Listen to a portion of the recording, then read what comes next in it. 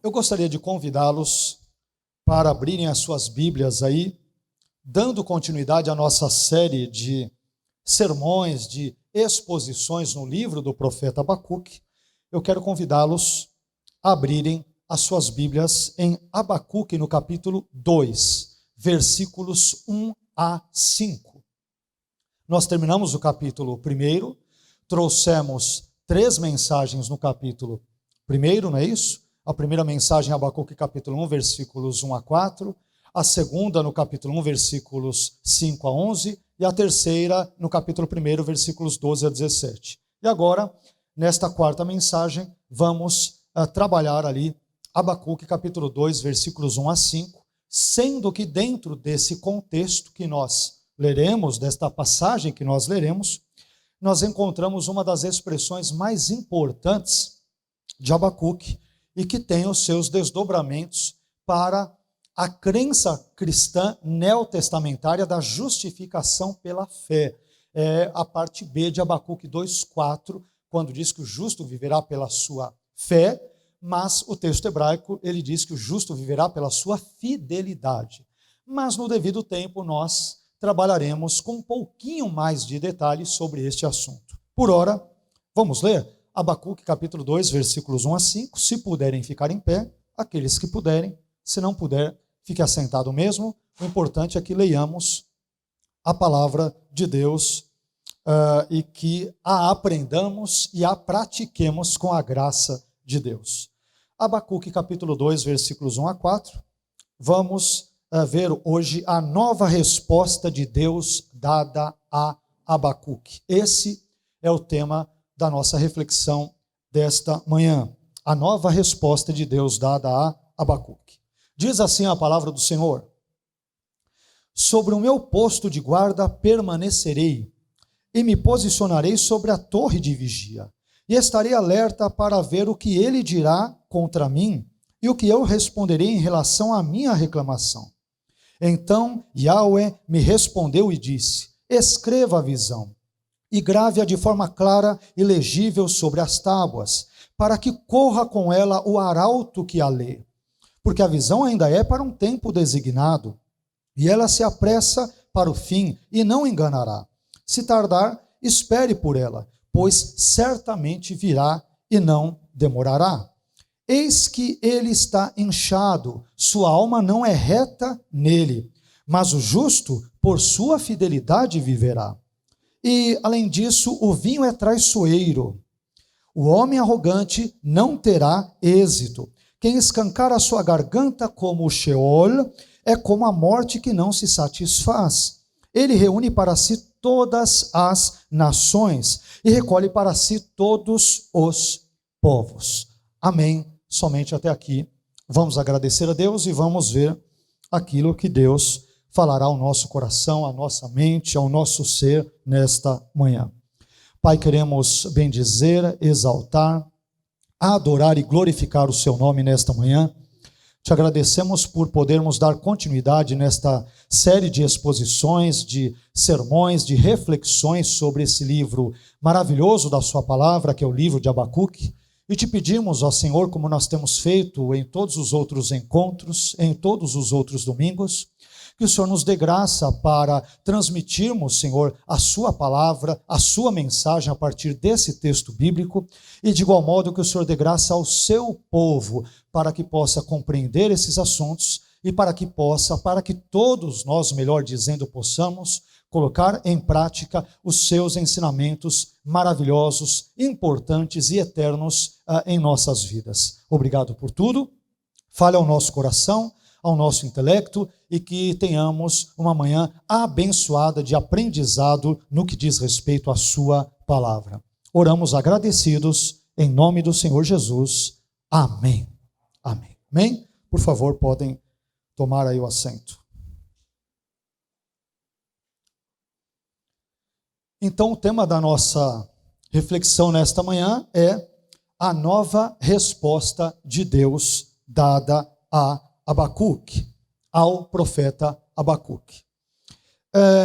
Só para nós contextualizarmos esta mensagem, eu sei que vocês de forma geral a acompanharam, têm acompanhado ao longo desses últimos domingos, mas uma vez que o primeiro lamento de Abacuque, e o lamento qual era? Porque Deus não pune Judá, a perversa e ímpia Judá. Lá em Abacuque, no capítulo 1, versículos 2 a 4, uma vez que esse tipo de lamento, ele recebera da parte de Deus uma resposta insatisfatória, ou seja, Deus, ele promete enviar os caldeus para punir Judá, conforme Abacuque capítulo 1, versículos 5 a 11, como nós mencionamos agora. Então, diante desse quadro, o profeta dirige um segundo lamento ao Senhor, questionando desta vez o porquê de ele, o Senhor, permitir que os ímpios caldeus sejam os instrumentos da sua punição contra Judá. E isso aparece em Abacuque, no capítulo 1, versículos 12 a 17, texto este sobre o qual meditamos no nosso último encontro.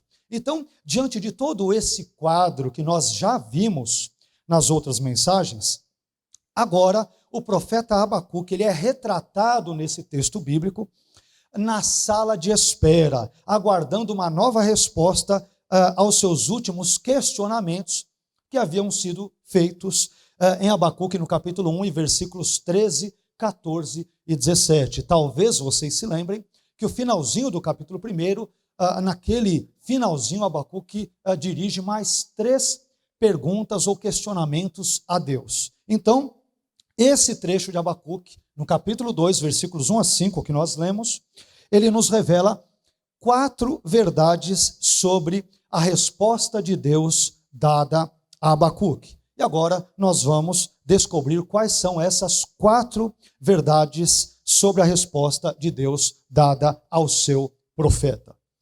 A primeira verdade que nós descobrimos no texto bíblico que nós acabamos de ler, meus irmãos, é a seguinte. Primeira verdade, a resposta de Deus deve ser esperada. Primeira verdade, a resposta de Deus deve ser esperada. Abacuque capítulo 2, versículo 1, parte A, diz o seguinte: sobre o meu posto de guarda permanecerei, e me posicionarei sobre a torre de vigia.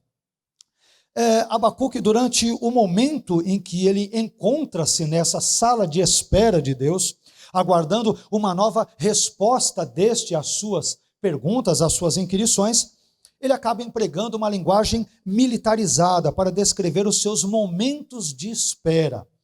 E ele se vê como uma sentinela atenta sobre uma fortificação, sobre uma muralha, como existiam aquelas muralhas bem grandes, fortificadas, as cidades muradas na antiguidade, mais particularmente no Antigo Oriente Próximo. Então, como uma sentinela atenta e responsável, Abacuque simplesmente olha em direção ao horizonte, na expectativa de que a resposta de Deus, como se fosse um mensageiro que traz boas notícias a galope, venha ao seu encontro. Abacuque trouxe uma série de questionamentos a Deus, e agora ele está esperando mais uma vez que Deus lhe dê respostas. E respostas, obviamente, que lhe sejam, digamos que racionais, inteligíveis ou satisfatórias. E esse tema, meus irmãos, da espera, presente no livro de Abacuque, como nós acabamos de ler, ele é especialmente importante em nossos dias, particularmente em nossos dias, no século 21, onde tudo na nossa era é fast, tudo é rápido, tudo é para ontem, deveria já ter ocorrido ontem, não é mesmo? Então, nós vivemos em uma geração que, devido, entre tantas outras coisas, à rápida velocidade da internet, a nossa geração acostumou-se a obter respostas rápidas, quase que imediatas também aos seus pedidos. Mas o problema, e nós temos dito isso em outras circunstâncias também, o problema é que Deus não se sujeita à nossa pressa, à nossa urgência e aos nossos padrões de velocidade, geralmente movidos por motivos egoístas, materialistas e também individualistas. E embora nós não saibamos exatamente quanto tempo Abacuque teve que esperar para obter a resposta divina, fato é que ele teve que esperá-la por algum tempo. Não sabemos se horas, não sabemos se durante semanas, se durante meses. Fato é que ele teve que aguardar a resposta de Deus. E esse tema da espera por uma resposta da parte de Deus, ele é muito presente nas Escrituras. Os irmãos que já tiveram a oportunidade de ler a Bíblia, de estudá-la, desde o início, até o seu fim, desde o Antigo Testamento, nas primeiras páginas e caminhando ao longo do Novo Testamento, devem ter percebido como esse tema da espera da parte dos homens e mulheres de Deus por um milagre, pela resposta a uma determinada oração, ele está sempre presente na Bíblia, não é? Então, Abraão, por exemplo, Abraão só se tornou pai aos 100 anos de idade, conforme Gênesis 21, versículo 5, capítulo 21, versículo 5. 100 anos, você já parou para pensar nisso? Pai aos 100 anos de idade, quando talvez ele estava pensando em ali colocar a dentadura no copo, como diria o outro, Deus lhe presenteia com algo inusitado. Ele tem um filho com 100 anos de idade. Isaac, por sua vez, ele orou durante 20 anos para que Rebeca, sua esposa, pudesse se engravidar. 20 anos de oração, conforme Gênesis no capítulo 25, versículos 20, 21 e 26, parte B. 20 anos orando para que a sua esposa pudesse dar à luz. Aquela mulher anônima que sofria de uma hemorragia, de um fluxo constante de sangue no Novo Testamento, demorou 12 anos para ser curada, conforme o registro de Marcos no capítulo 5, versículos 24 a 34. Outra mulher, uma judia anônima, que frequentava periodicamente a sinagoga, era crente, ela esperou 18 anos para ser liberta de um espírito de enfermidade, conforme Lucas capítulo 13 e versículos 10 a 17. Aquele paralítico do tanque de Betesda aguardou 38 anos para poder andar, conforme João 5, versículos 1 a 15. E por fim, outro paralítico de nascença esperou 40 anos para poder caminhar pela primeira vez, conforme Atos no capítulo 3, versículos 1 a 8. E também no capítulo 4, versículo 22. Então, todos esses personagens bíblicos, entre tantos outros que poderíamos aqui mencionar, eles tiveram que ficar na sala de espera de Deus, aguardando a sua resposta durante algum tempo. E com Abacuque, meus irmãos, não foi diferente. Abacuque também teve que aguardar a resposta de Deus para os seus questionamentos, para os seus pontos de interrogação, para as suas dúvidas acerca de tudo aquilo que Deus permitira ou estava permitindo que acontecesse a ajudar do final do 7º século antes de Cristo. Por isso, eu gostaria de te encorajar dizendo, não se desespere, não desanime, espere em Deus, confie nele e no tempo certo, conforme a sua vontade soberana, ele haverá de te ouvir em nome de Jesus. Essa é uma primeira verdade que nós descobrimos em Abacuque 2, versículos 1 a 5. Isso nos conduz à segunda verdade presente neste texto. Qual é esta segunda verdade que eu descubro nesse texto? A resposta de Deus pode provocar receio. Segunda verdade, essa resposta de Deus, esperada por Abacuque, ela pode provocar no indivíduo que a espera um receio, um medo, um desconforto. Particularmente, parece-me que é o que ocorreu com Abacuque. Vejam o que diz Abacuque capítulo 2, versículo 1, parte B. E estarei alerta para ver o que ele, Deus, dirá contra mim. Talvez na sua tradução nós tenhamos ali uma tradução ligeiramente distinta, e eu já vou te explicar por que você possivelmente tem uma tradução distinta desta. Mas, de novo, Abacuque 2, capítulo 2, versículo 1, parte B. E estarei alerta para ver o que ele, Deus, dirá contra mim, e o que eu responderei em relação à minha reclamação. Aqui essa expressão contra mim, nessa frase, estarei alerta para ver o que ele dirá contra mim, ela vem de uma partículazinha, uma partículazinha hebraica, são duas letrinhas, mas que tem dado um trabalhão para os tradutores e para os exegetas, que é a partículazinha bi. Né? Toda essa dúvida e todas essas mudanças de tradução dizem respeito à maneira como os tradutores, estudiosos, comentaristas bíblicos têm entendido essa partículazinha bi, que pode ser traduzida pelo menos de 3 formas. E aí você vai descobrir por que a sua Bíblia tem a tradução que ela tem. Em primeiro lugar, essa partícula pode ser traduzida num sentido interno, como, por exemplo, em mim, ou dentro de mim. E neste caso, o profeta espera que a resposta de Deus se dê no seu íntimo, no seu interior, por exemplo, em seu coração ou nos seus pensamentos. Então, uma primeira possibilidade de tradução é esta: Abacuque espera que Deus lhe responda internamente, por meio de um sentimento, por meio de um sonho, por meio de alguma outra experiência com Deus, nós não sabemos, mas envolve uma experiência interna e, portanto, subjetiva entre o profeta e Deus.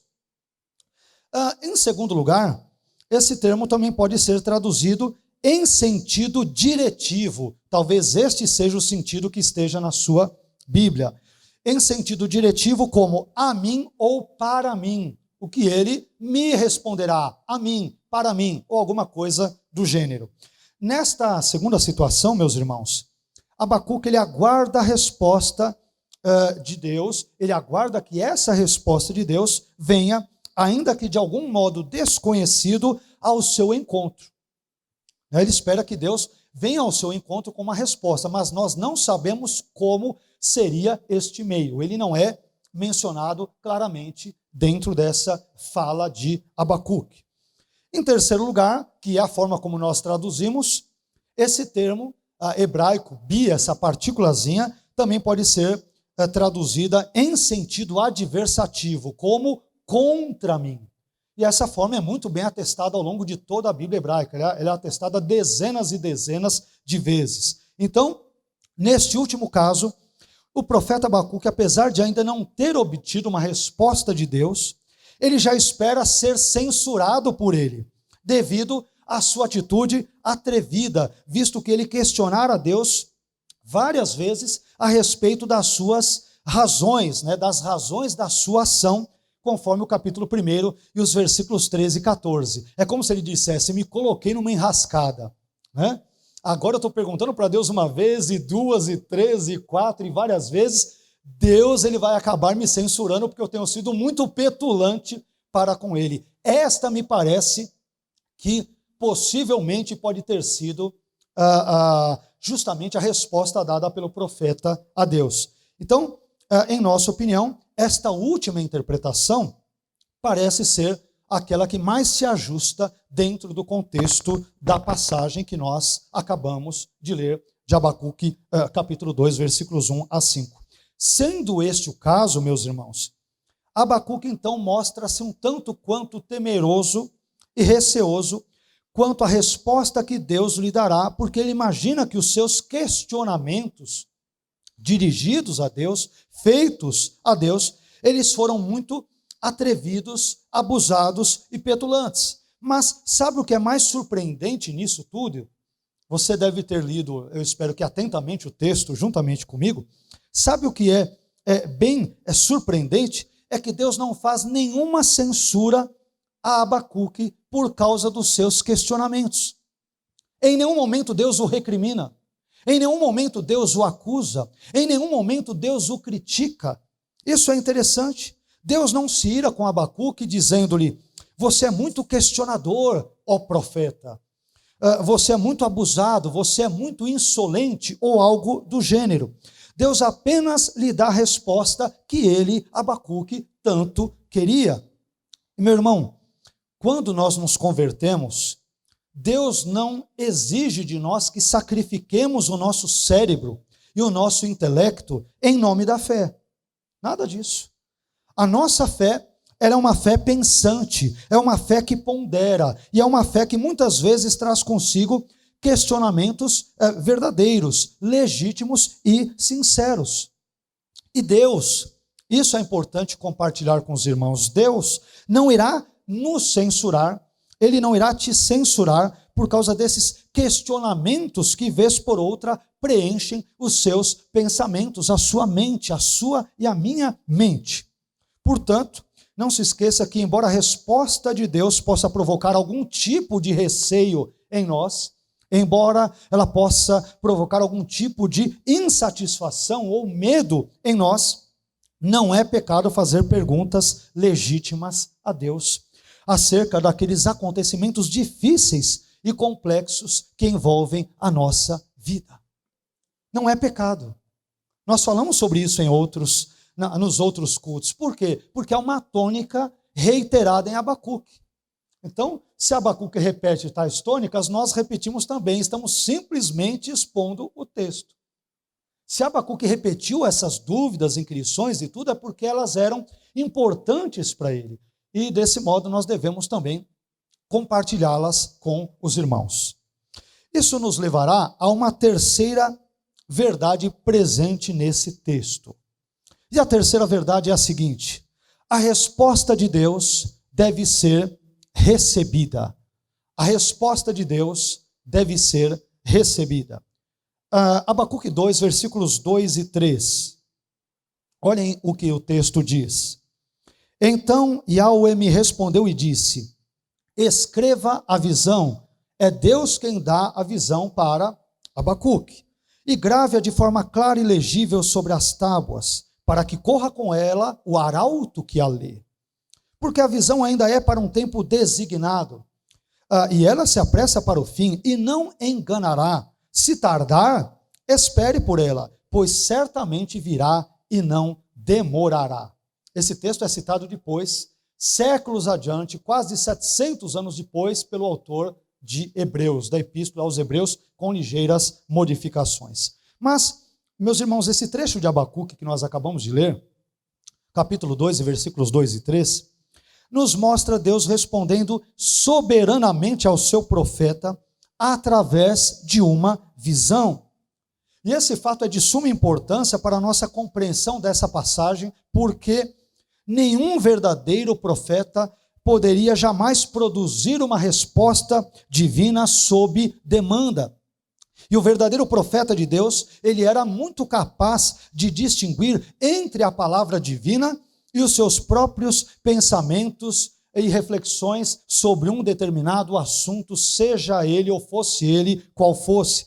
Sendo assim, Abacuque não produz artificialmente uma resposta que satisfaça as suas próprias demandas. Em vez disso, a sua resposta vem de Deus. Ela tem origem no alto e não na terra. Ela vem de Deus e não dos homens. Abacuque não cria, não inventa, não produz uma resposta artificial, carnal e humana às suas dúvidas. Ele espera pacientemente em Deus e ele aguarda que de Deus a sua resposta venha, que ela venha de Deus, do alto, e não seja fruto dos seus próprios pensamentos e maquinações humanas. A nossa resposta vem de Deus, meus irmãos, não vem de homens. E quando aparentemente vem de homens, é porque Deus os instrumentaliza a fim de nos responder. Em última análise, as nossas respostas vêm de Deus. A nossa solução está em Deus, na palavra de Deus e nas coisas de Deus. E essa resposta que Abacuque recebe de Deus, em forma de uma visão, Abacuque não tinha como criar essa visão, ele a recebe graciosa e soberanamente de Deus. Essa resposta que Abacuque recebe, ela possui 5 características. 5 características no texto que lemos. Vamos ver quais são? Primeira característica: a visão deve ser registrada. A visão deve ser registrada. Abacuque 2:2, parte A, capítulo 2, versículo 2, parte A diz: escreva a visão. Escreva a visão.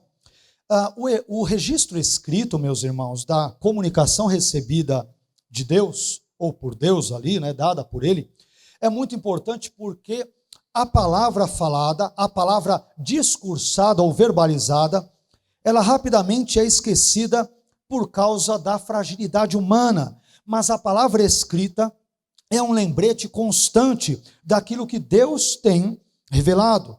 Desse modo, Deus, ele deseja que o conteúdo da visão que ele deu ao seu profeta Abacuque seja registrado, porque Deus quer que essa mensagem seja duradoura. Ele deseja que essa mensagem atravesse os anos. E, de fato, ela atravessou os anos, atravessou a história, porque ela chegou até nós, até a minha pessoa, até você, no dia de hoje. E hoje, milhares de anos depois, nós estamos lendo esse texto porque Deus preservou a visão que dera soberanamente ao seu profeta. Isto significa que Deus sabia, evidentemente, que esta experiência particular de Abacuque teria muito a nos instruir hoje no século 21. A todas as demais gerações que lessem esse texto, como nós estamos fazendo, Deus sabia que esse texto bíblico continuaria a falar conosco, ao nosso coração, ao nosso intelecto, e continuaria a ser transformador para a nossa vida. Ele diz: preserva o que eu estou te mostrando, Abacuque. Registre isso, escreva, porque o que eu vou fazer vai ser uma grande bênção e um grande ensinamento, não só para ajudar, mas para os demais judeus e para todos os demais povos que lá adiante entrarem em contato com esse texto e, portanto, puderem ser por ele abençoados e instruídos. Olha a importância do texto registrado. Aliás, se a palavra de Deus não tivesse sido registrada, nós muito provavelmente não estaríamos aqui numa manhã como esta, sentados, meditando sobre as Escrituras. Que Escrituras, se nós não as tivéssemos? Não é mesmo? Então, olha a importância disso. Segunda verdade ou característica desta visão, além de ser registrada, ela deveria ser clara. A visão deve ser registrada para ser perpetuada ao longo da história, e em segundo lugar, ela deve ser clara. Versículo 2, Abacuque 2, versículo 2, parte B. E grave-a de forma clara e legível sobre as tábuas. E grave-a de forma clara e legível sobre as tábuas. Deus não apenas deseja que aquilo que ele revelou a Abacuque seja perpetuado, seja contínuo, seja duradouro, mas também deseja que seja transmitido de forma clara, de forma inteligível, de forma compreensível. E esse segundo item, meus irmãos, me faz lembrar daquela passagem de 1 aos Coríntios, no capítulo 14, versículo 8, texto bíblico este onde Paulo diz o seguinte: se a trombeta der sonido incerto, quem se preparará para a batalha? Portanto, a mensagem de Deus deve ser transmitida com clareza, com precisão, de forma compreensível, a fim de que os seus ouvintes e ou leitores sejam instruídos, abençoados e transformados por meio daquele texto ou por meio daquela mensagem. Deve haver clareza na exposição da palavra de Deus. Uma terceira característica da visão que Deus soberanamente mostra ao seu profeta Abacuque é a seguinte: a visão também deveria ser proclamada, ela deveria ser anunciada. Não é só para registrar, não é isso? Como nós acabamos de ver, não apenas deve ser clara, mas ela deve ser anunciada, ela deve ser verbalizada, deve ser espalhada aos quatro ventos. Olha que interessante. O que Deus vai fazer na Judá do 7º século antes de Cristo, não interessa só Judá, deve ser proclamado para todo mundo, porque todo mundo deve tomar conhecimento da grandiosa obra de Deus que ele está realizando na terra. Que coisa maravilhosa, né?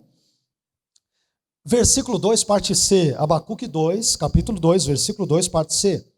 Para que corra com ela o arauto que a lê.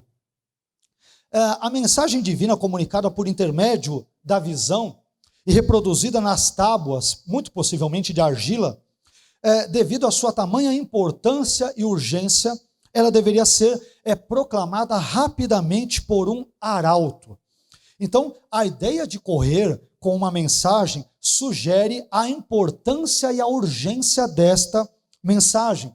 Isto significa, mais uma vez, como eu disse agora há pouco, que aquilo que Deus irá fazer envolvendo Judá e os caldeus deve ser proclamado para todas as pessoas. A obra de Deus, ela deve ser anunciada a fim de que todos tomem conhecimento do agir de Deus ao longo da história.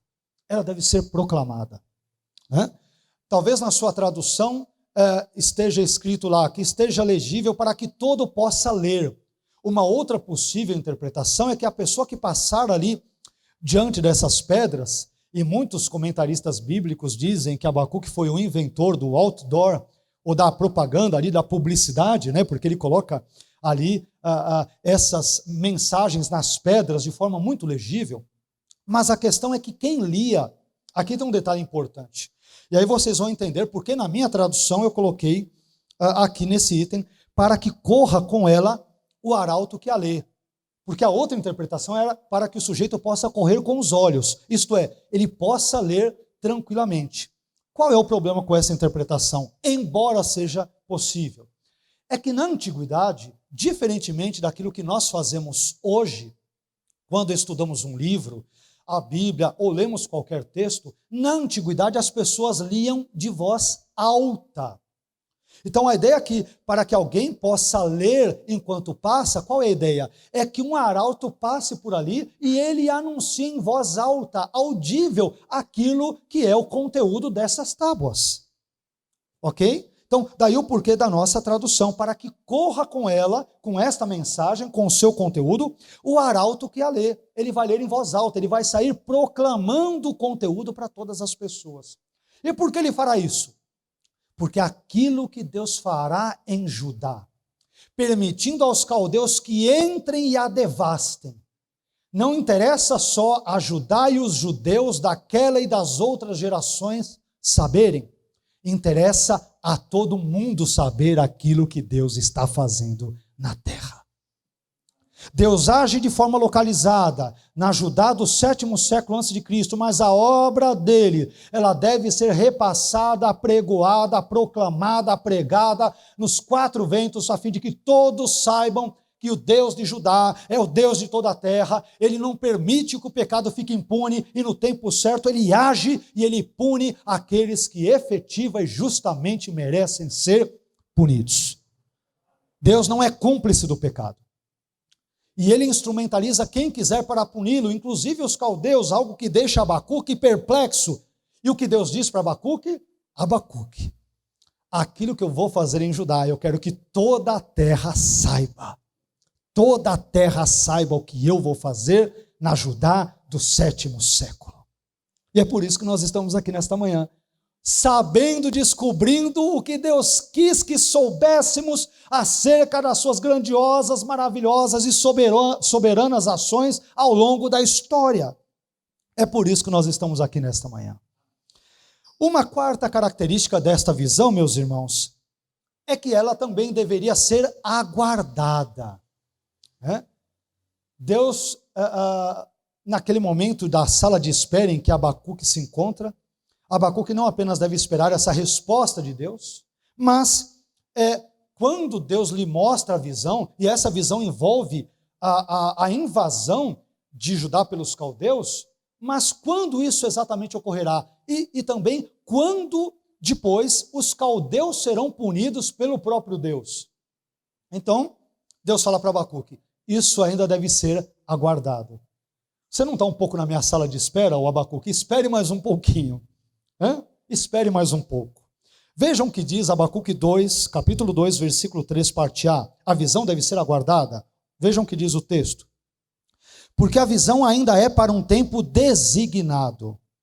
Não é já que vai ocorrer, Abacuque. Mas eu já determinei que aquilo que você viu vai ocorrer. Vai acontecer. E ela se apressa para o fim. E não enganará, ou seja, essa visão que você viu é verdadeira, ela vai se cumprir, ela não engana. Eu posso traduzir aqui não enganará como ela não mentirá. Em outras palavras, Abacuque, o que eu te mostrei não é mentira. Eu não tenho um compromisso, Deus, não tenho um compromisso com a mentira. O que eu mostrei vai acontecer. Olha só, se tardar, espere por ela. Mas pode ser que para você, Abacuque, que é finito, que tem tão poucos anos enquanto ser humano, pode ser que para você demore muito, né? Da sua perspectiva humana. Mas se demorar na sua ótica, espere, é questão de tempo. O que eu mostrei, eu vou realizar em Judá contra os judeus ímpios e também contra os caldeus que forem punir Judá. O que eu mostrei vai acontecer. Olha só, vai acontecer. Esse trecho de Abacuque, meus irmãos, nos ensina, entre outras coisas, que Abacuque deve esperar pelo cumprimento da visão que Deus lhe deu. Assim como Abacuque havia esperado a resposta divina às suas perguntas, como dissemos agora há pouco, agora ele deve também aguardar o cumprimento daquilo que Deus lhe revelou por meio de uma visão. E embora esse cumprimento da visão, da perspectiva humana, mais uma vez, ele possa demorar, da perspectiva divina, ele é certo. Mas, portanto, a palavra de ordem aqui, ou a palavra-chave nesse contexto, deve ser paciência. É isso o que Deus diz para o profeta no final do trecho que lemos. Se tardar, espere por ela. Paciência é a palavra-chave para esse trecho bíblico. Aliás, eu diria que também é a palavra-chave para nós, na nossa geração. Né? Nós vivemos numa época onde as pessoas são muito impacientes. Elas querem tudo rápido e querem do jeito delas. Mas se isso demorar um pouco mais, então não quero mais saber. Se uma coisa demorar, então eu estou fora. Tem que ser do meu jeito, tem que ser no meu tempo. Deus tem que, né, como esses dias eu postei nas redes sociais, nós experimentamos hoje a miogização da cultura. Né? Miogização vem daquele macarrão instantâneo, o nome, o miojo. Você pega o macarrãozinho, né? Hoje você também tem o Cup Noodles, né? Não estou fazendo propaganda não, viu, irmãos? Não sou garoto propaganda de nenhuma das marcas, né? Mas você coloca ali, justamente no fogão, ali no fogo, 3 minutinhos está pronto. Então, essa miogização da cultura, muitas vezes nós a empregamos no nosso culto a Deus e na nossa relação com Deus. Ó Deus, é como se nós inconscientemente afirmássemos, ó Deus, aquele macarrãozinho instantâneo fica pronto em 3 minutos. A sua resposta não pode demorar mais do que isso. Eu já estou orando há semanas, há meses e anos e não vejo o Senhor agir, como se Deus tivesse a obrigação de nos atender dentro daquilo que nós esperamos ou achamos que seja urgente. Meus irmãos, Deus não se encurva diante da nossa pressa, da nossa urgência. Ele é soberano para nos ouvir e nos atender e nos responder quando, como, onde, do jeito que Ele quiser e se Ele quiser. Ele é Deus. Ele é Deus. Ô Abacuque, aquilo que eu te mostrei vai acontecer, mas Senhor, e se demorar? Se da sua perspectiva humana, Abacuque, demorar, espere, seja paciente. Nós vivemos numa época, inclusive no nosso contexto eclesiológico cristão, com irmãos muito impacientes. Né? Querem que as coisas aconteçam num estalar de dedos, né? Não aceitam esperar, né? N outras situações. Meus irmãos, sejamos pacientes para que Deus realize a sua obra, a sua vontade no seu tempo, na nossa vida, através da nossa vida. Sejamos pacientes, pacientes. Em quinto e último lugar, a quinta característica da visão que Deus dá para Abacuque. A visão deve ser cumprida. Ela será realizada, concretizada. Abacuque capítulo 2, versículo 3, parte B. Pois certamente virá e não demorará. Olha só que interessante. Abacuque, o que eu te mostrei, certamente acontecerá. E quando ele diz aqui não demorará, dá a entender que aquilo que ele vai fazer na Judá, ali, retratado no texto bíblico, será na época de Abacuque. Né? Então, essa sentença final do versículo, e não demorará, ela parece fazer referência não a um futuro distante, mas a um futuro próximo, o qual, segundo a nossa percepção, diz respeito ao término da opressão neobabilônica ou caldeia que se aproxima, conforme o capítulo 2, versículos 4 a 20, que permitindo-nos Deus, falaremos sobre esse assunto, sobre esse texto no próximo domingo, e também o capítulo 3, versículo 16.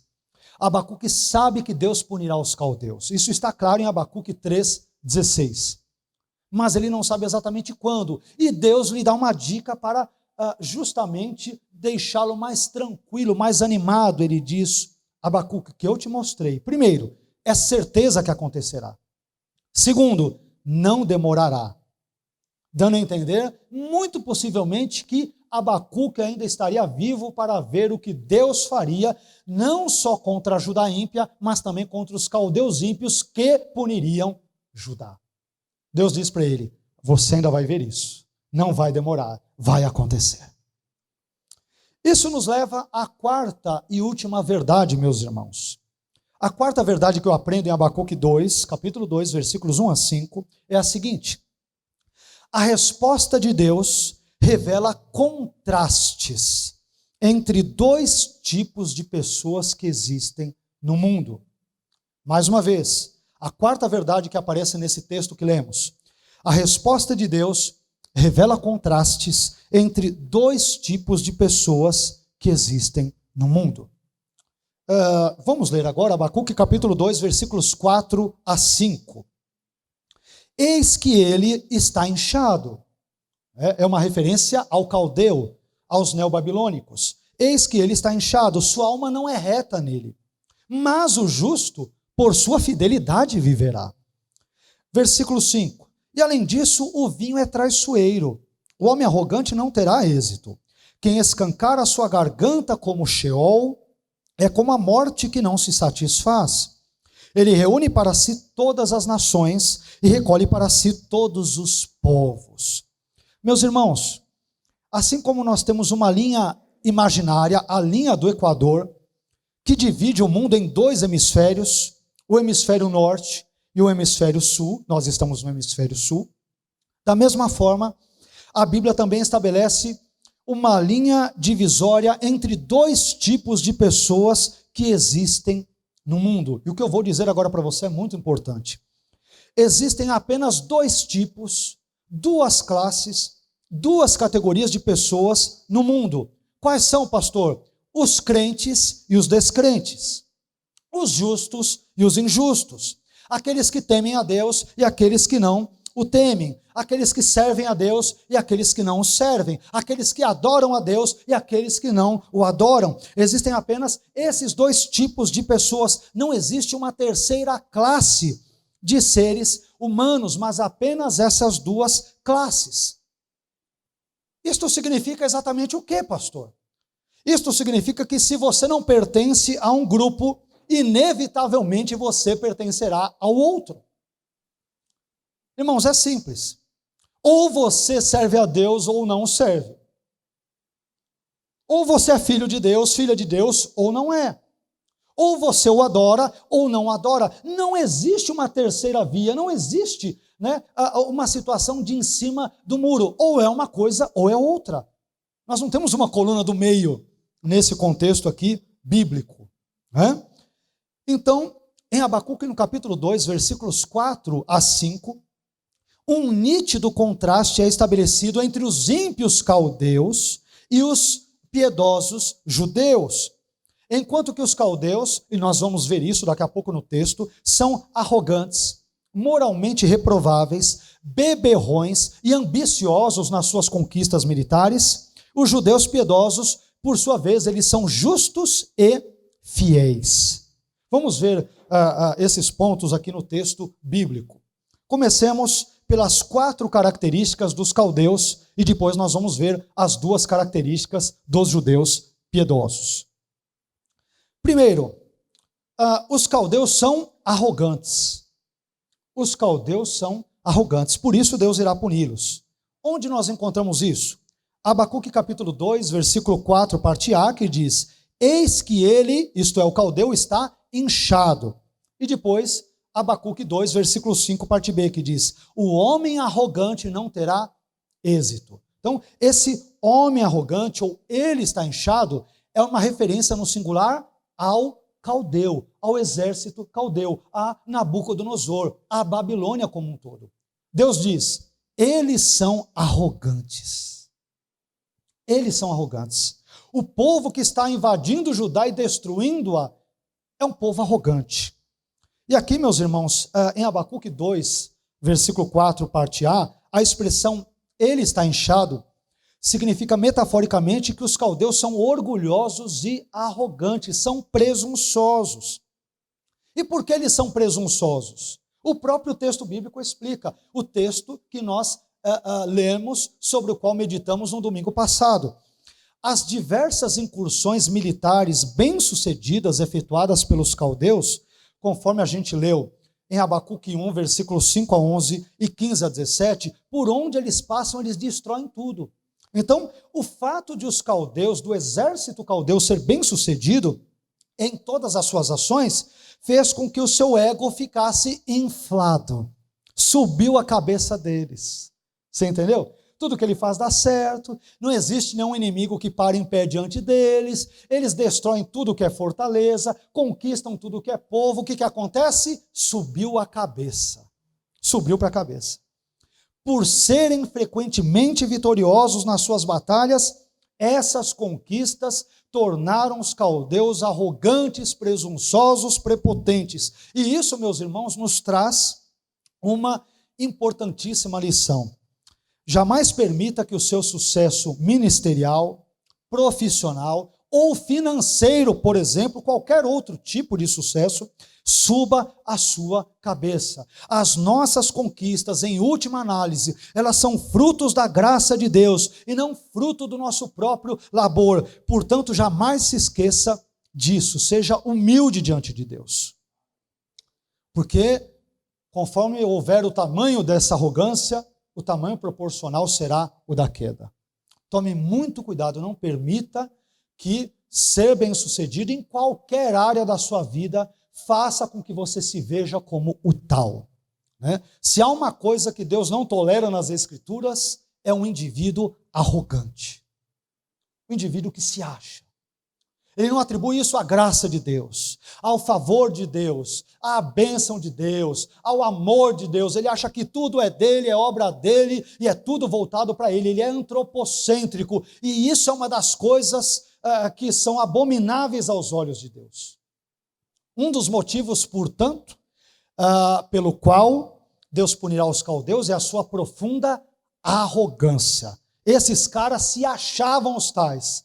Deus disse para Abacuque, espera que na hora que for o tempo certo, aquilo que eu te mostrei vai acontecer. Eles ainda vão se dar mal comigo. Mas eu também aprendo que os caldeus, em segundo lugar, eles são moralmente reprováveis. Claro, arrogantes do jeito que eram, não poderíamos esperar coisa diferente. Os caldeus, em segundo lugar, são moralmente reprováveis. Onde eu vejo isso? Abacuque capítulo 2, versículo 4, parte B, que diz: sua alma, a alma do caldeu, né, dos neobabilônios, não é reta nele. Deus que sonda os corações dizem, eles não são retos no seu caráter. E aqui, meus irmãos, o verbo hebraico yashar, cujo significado básico é reto, ele normalmente carrega consigo conotações morais. Portanto, ser reto é ser correto, é ser aprazível ou agradável a Deus, é ser direito, né, conforme determinado pelo padrão último, que é o próprio Deus. Os caldeus, eles são idólatras, eles são cruéis, eles são violentos, eles agem sem escrúpulos, são inescrupulosos, e por isso, e por tudo isso, eles são absolutamente reprováveis diante de Deus. Não tem caráter, e é por isso também que Deus irá puni-los. Terceira característica dos caldeus, eu disse que nós veríamos 4 delas, não é isso? A terceira característica dos caldeus é que eles são beberrões, são dados ao vício da bebida. Olha o que diz aí, Abacuque capítulo 2, versículo 5, parte A. E além disso, o vinho é traiçoeiro. Eu gostaria de fazer aqui 2 breves considerações quanto a esta frase. E além disso, o vinho é traiçoeiro.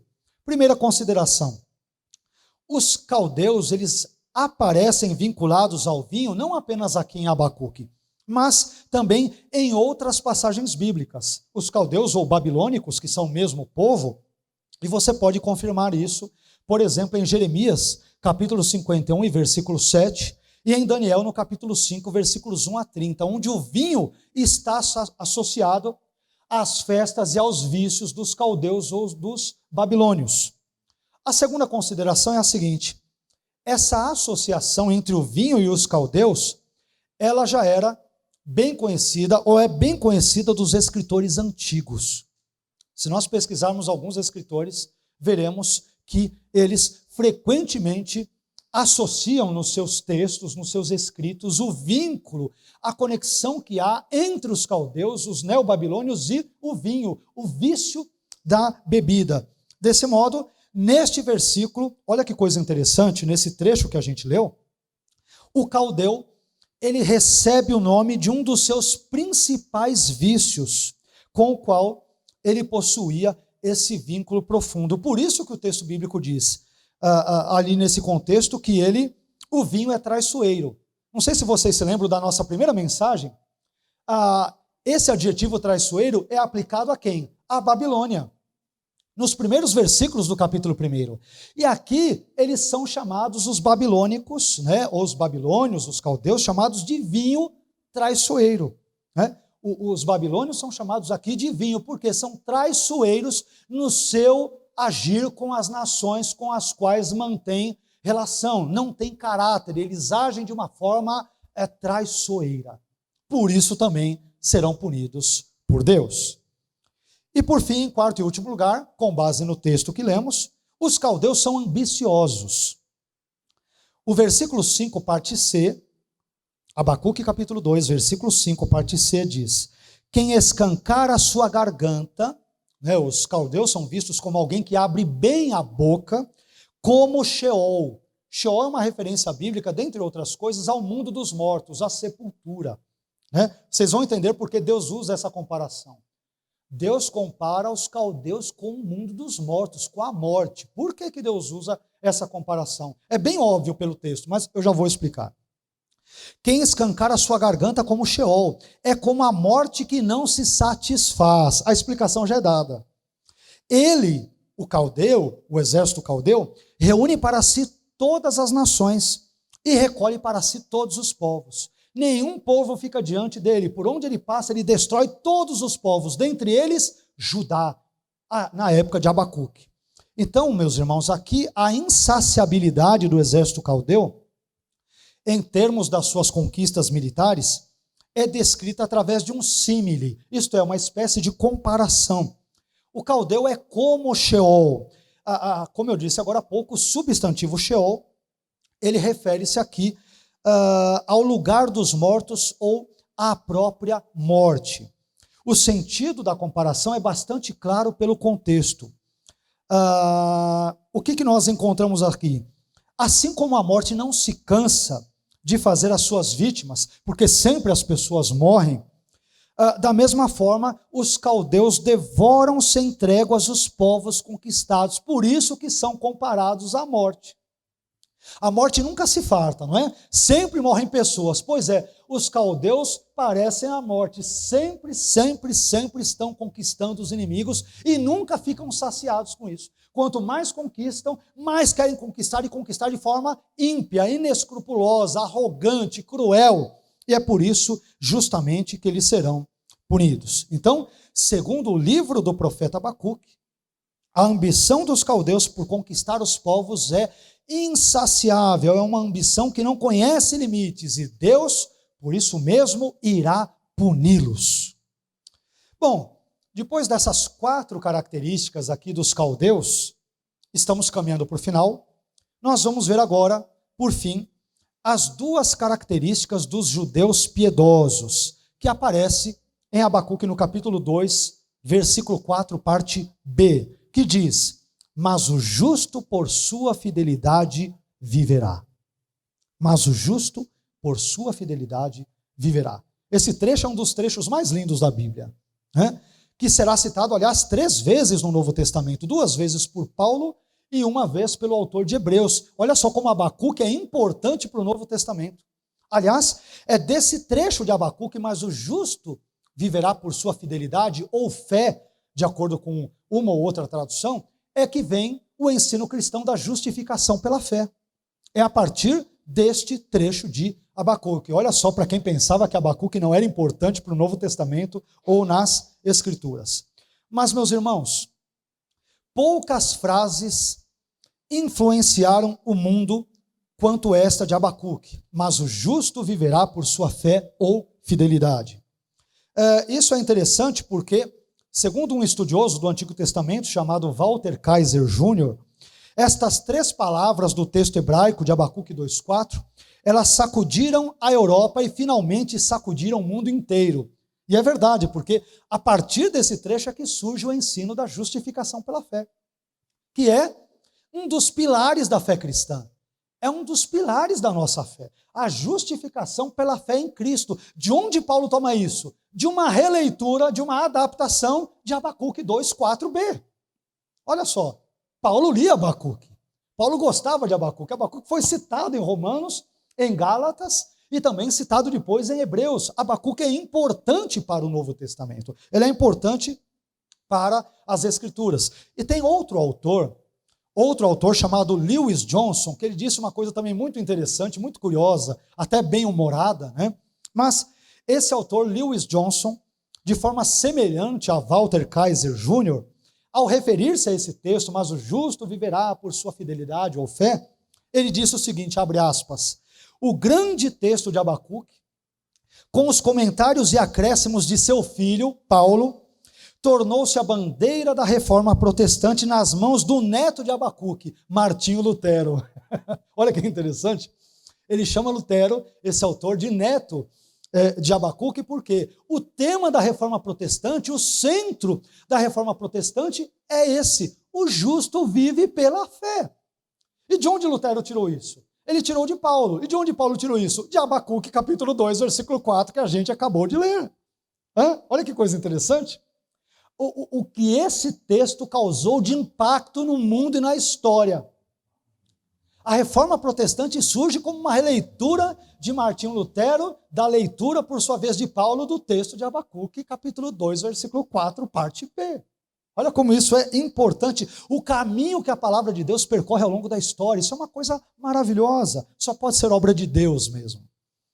Mas para nós entendermos, estamos caminhando já para o final, para entendermos o contexto em que surgem essas palavras que nós lemos, nós temos que ler Abacuque 2,4 inteiro, o versículo inteiro que diz: eis que ele, isto é, o caldeu, está inchado.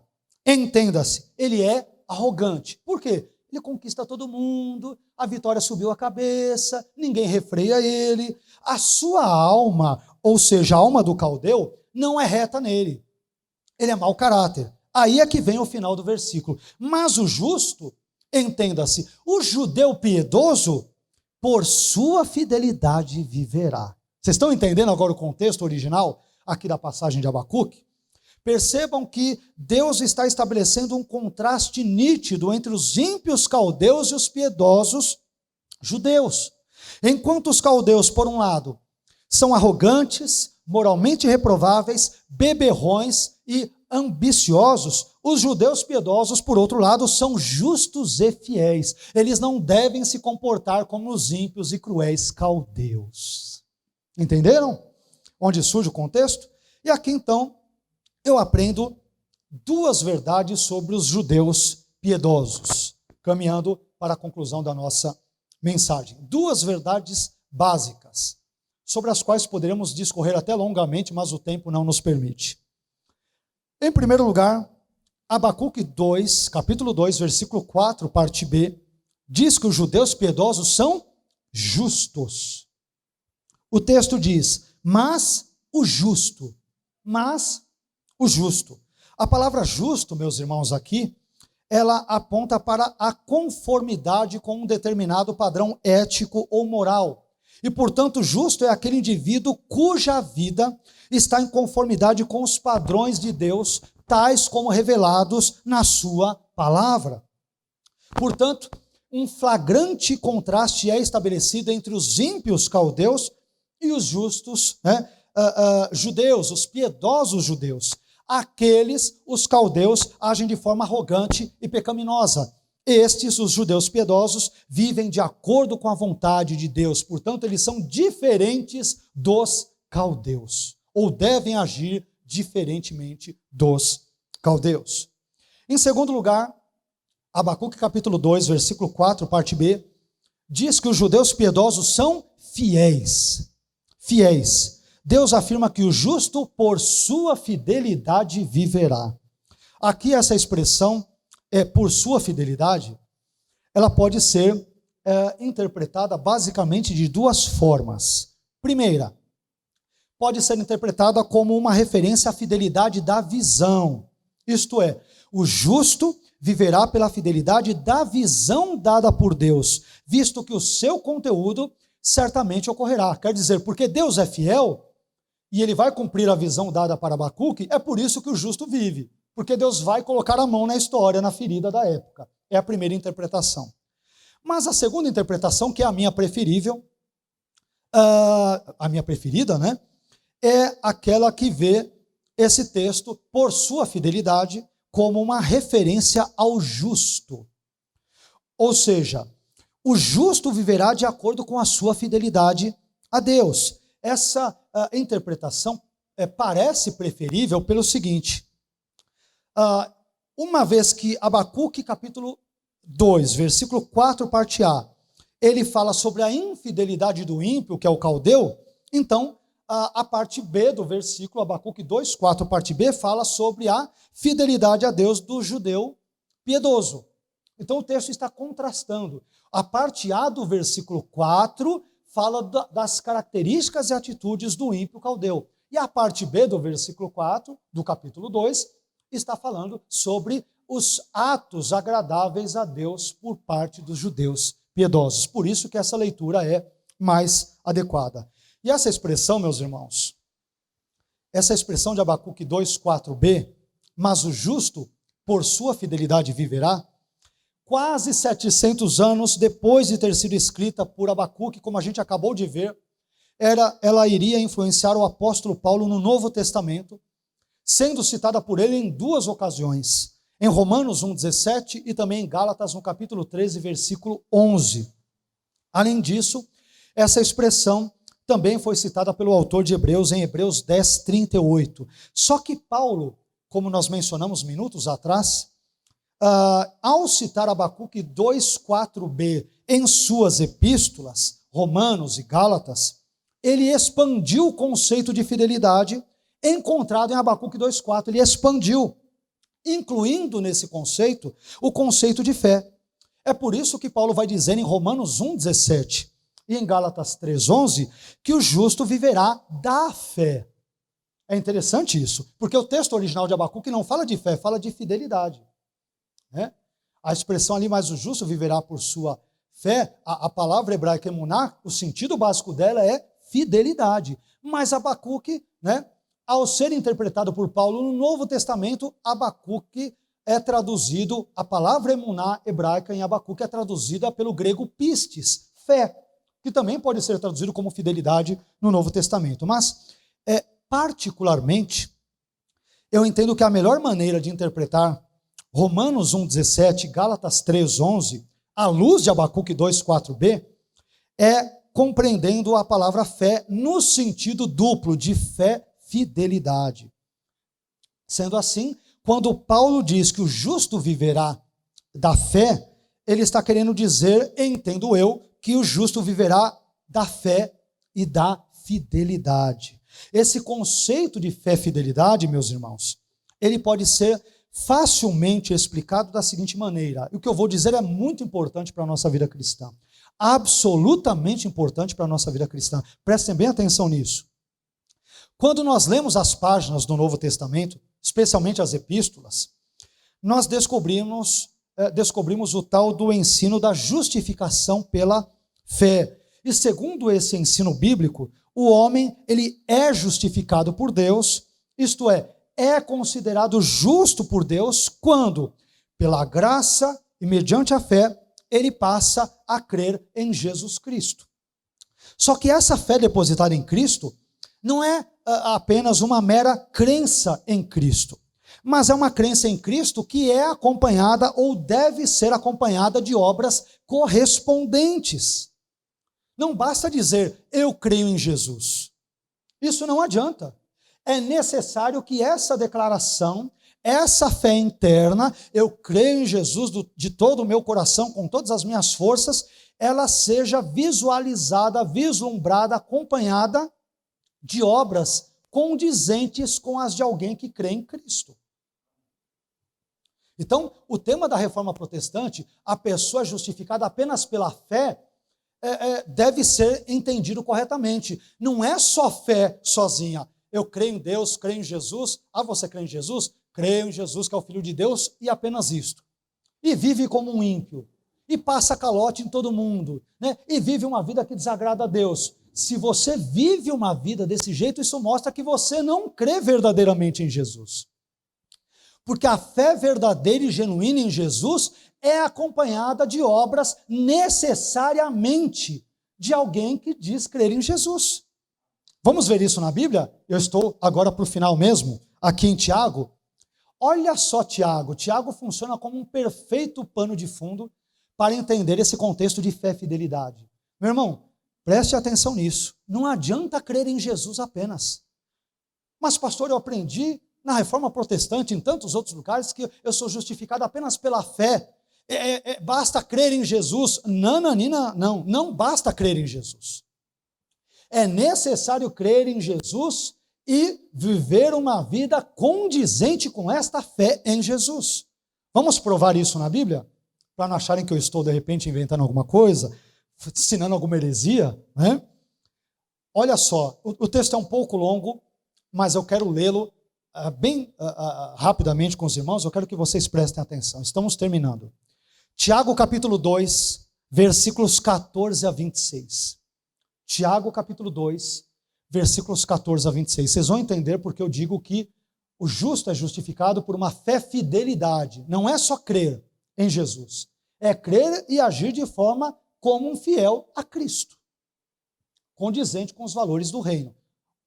Tiago 2, versículos 14 a 26. Olha o que Tiago vai dizer, gente.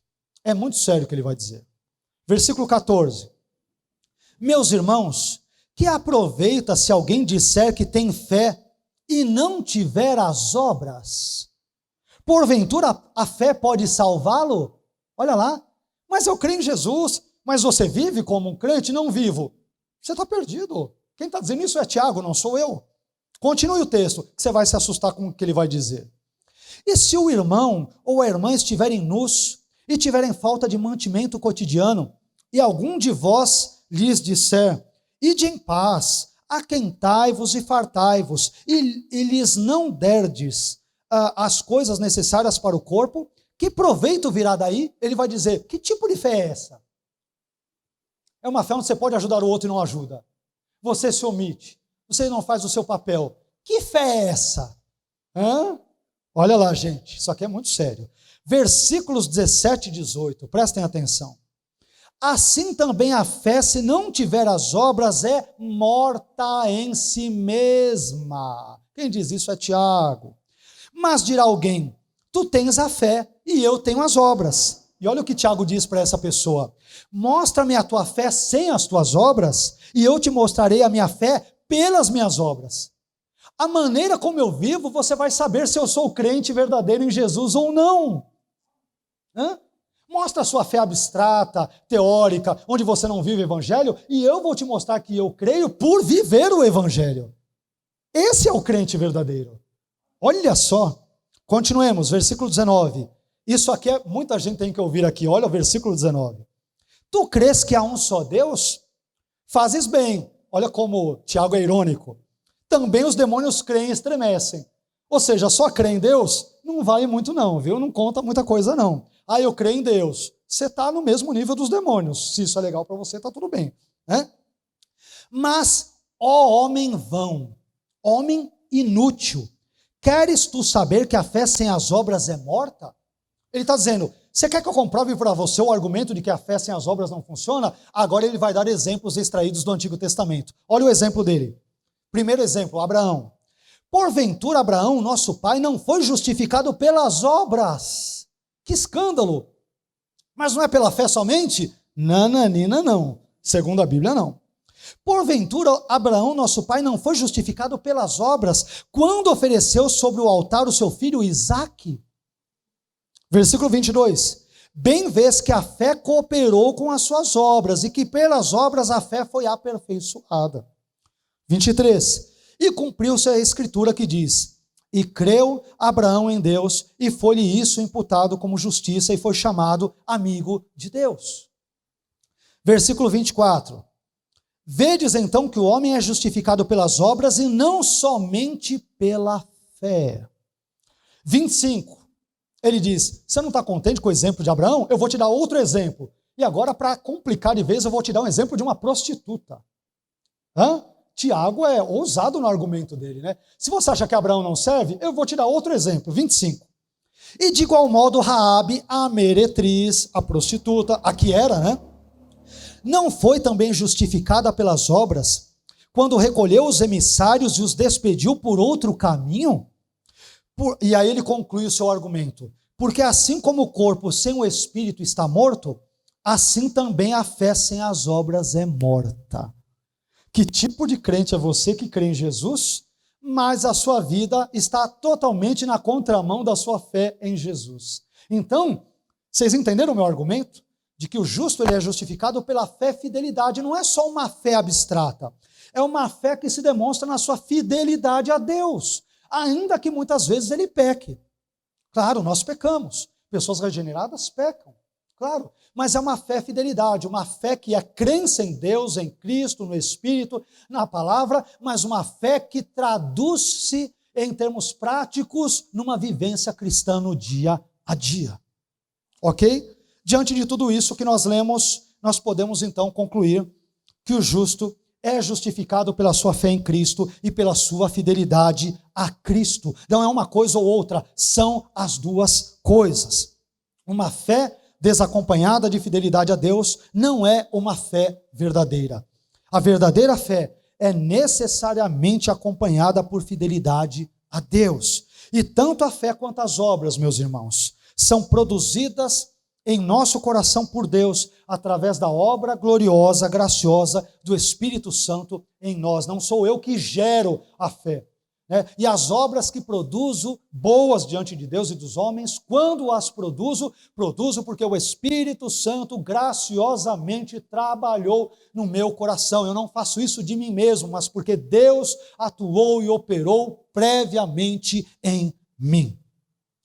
Eu quero concluir essa mensagem dizendo que hoje nós aprendemos em Abacuque capítulo 2, versículos 1 a 5, 4 verdades sobre a resposta de Deus dada ao profeta Abacuque. Nós vimos que a resposta de Deus, em primeiro lugar, deve ser esperada. Em segundo, a resposta de Deus ela pode provocar receio. Em terceiro lugar, essa resposta de Deus deve ser recebida. E em quarto e último lugar, essa resposta de Deus revela contrastes entre dois tipos de pessoas existentes no mundo: o ímpio e o justo. Portanto, eu te pergunto, e essa pergunta é muito importante: de que lado você está? Que tipo de pessoa você é? Você é uma pessoa ímpia ou você é uma pessoa justificada pela fé, fidelidade em Jesus Cristo? Que estas importantes perguntas sejam respondidas por você. Meus irmãos, nós não temos como pertencer a uma terceira classe de indivíduos. Ou somos crentes, ou somos ímpios. Ou servimos a Deus, ou servimos ao diabo. Não há um meio termo. Não existe um meio termo. Que Deus nos abençoe e que Deus nos guarde em nome de Jesus. Amém? Vamos ficar em pé?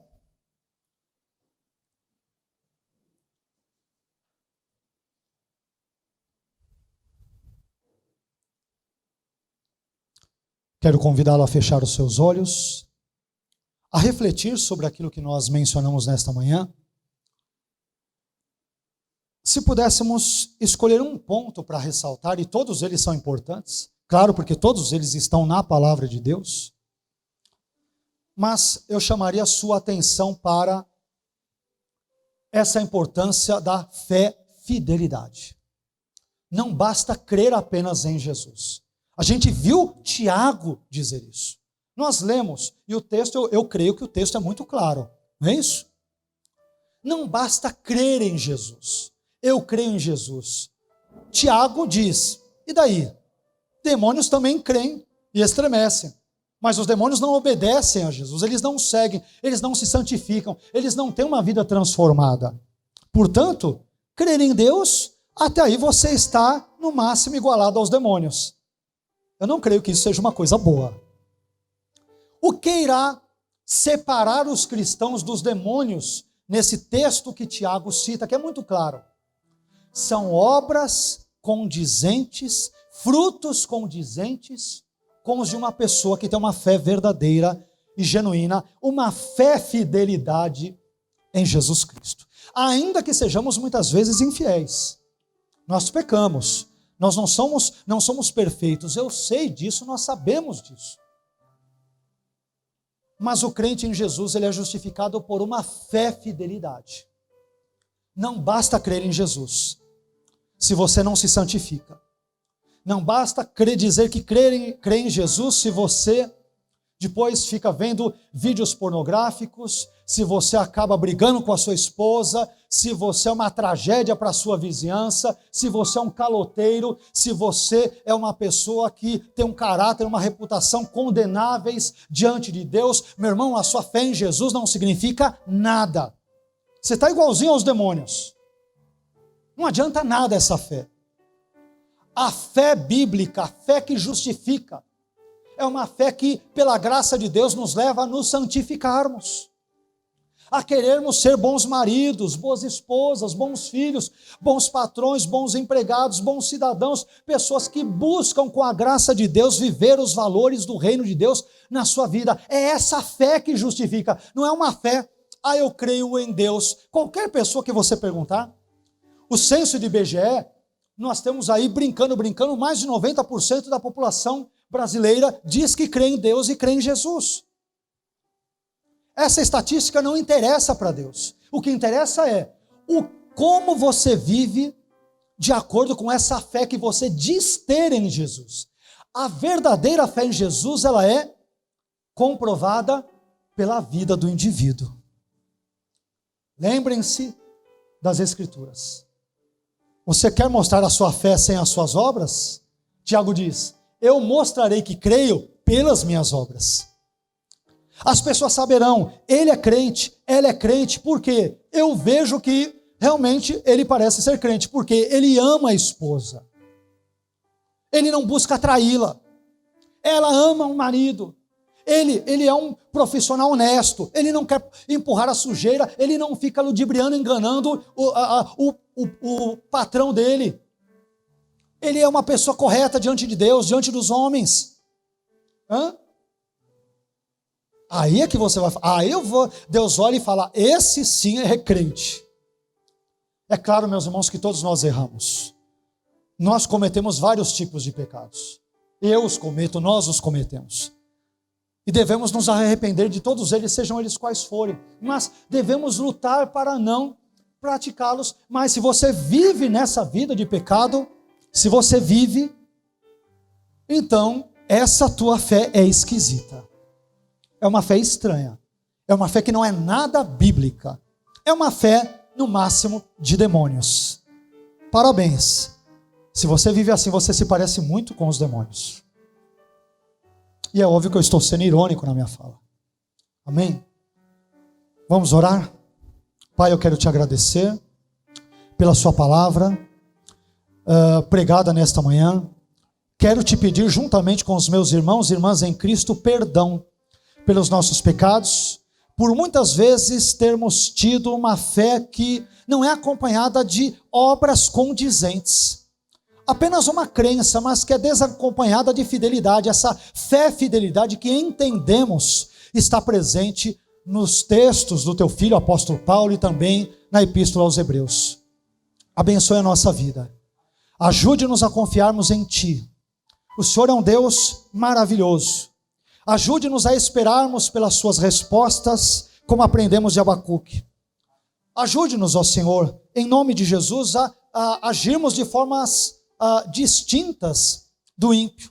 Porque os caldeus poderiam ser arrogantes, presunçosos, mas o Senhor estabeleceu um contraste entre os ímpios caldeus e os piedosos judeus, porque estes últimos deveriam ser justos, deveriam viver uma vida de fidelidade.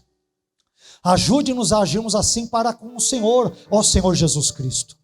Abençoe-nos nesta manhã. Mais uma vez, perdoe os nossos pecados. Ajude-nos a nos santificarmos, a sermos hoje melhores cristãos do que fomos ontem. E que tudo isso seja para a sua glória e para o seu louvor. Oramos mais uma vez agradecidos, em nome de Jesus. Amém.